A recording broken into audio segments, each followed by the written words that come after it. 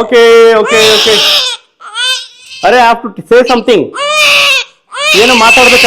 O my god, O my god, O my god, O my god, O my god.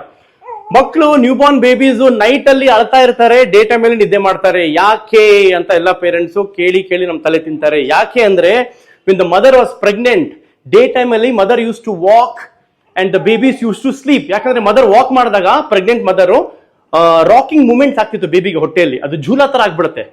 And mother when she use to go to bed at night, she use to lie down, ಆ ಝೂಲಾ position ಹೊಟ್ಟೋಗುತ್ತೆ, ಮಗು roll ಆಗ್ಬಿಡುತ್ತೆ night ಅಲ್ಲಿ. So night she use to wake up in the tummy, in the whom. ಇದು 9 months ಆಗಿರುತ್ತೆ. ಈ ತರ ಹುಟ್ಟದ ಮೇಲೆ first 2 to 3 months, in up to 4 months ಅದೇ ಸೈಕಲ್ ಕಂಟಿನ್ಯೂ ಆಗುತ್ತೆ.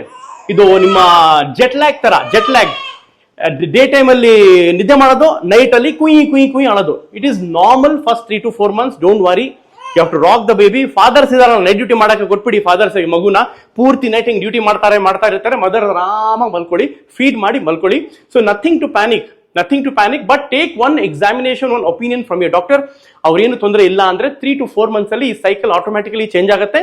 ಆಮೇಲೆ ಡೇ ಟೈಮ್ ಅಲ್ಲಿ ಗಲಾಟೆ ಮಾಡ್ತಾರೆ, ನೈಟ್ ಟೈಮ್ ಅಲ್ಲಿ ನಿದ್ದೆ ಮಾಡ್ತಾರೆ, ನಿಮ್ ತಲೆ ತಿಂತಾ ಇರ್ತಾರೆ. Don't worry. ಓಕೆ, ಈಗ ಸುಮ್ಮನೆ ಆಗ್ಬಿಟ್ಟ ಡ್ರಾಮಾ. ಈಗ ನಮ್ಮ ಕೈಯಲ್ಲಿ ಬಂದ ತಕ್ಷಣ ಸುಮ್ಮನೆ ಆಗ್ಬಿಡ್ತಾರೆ.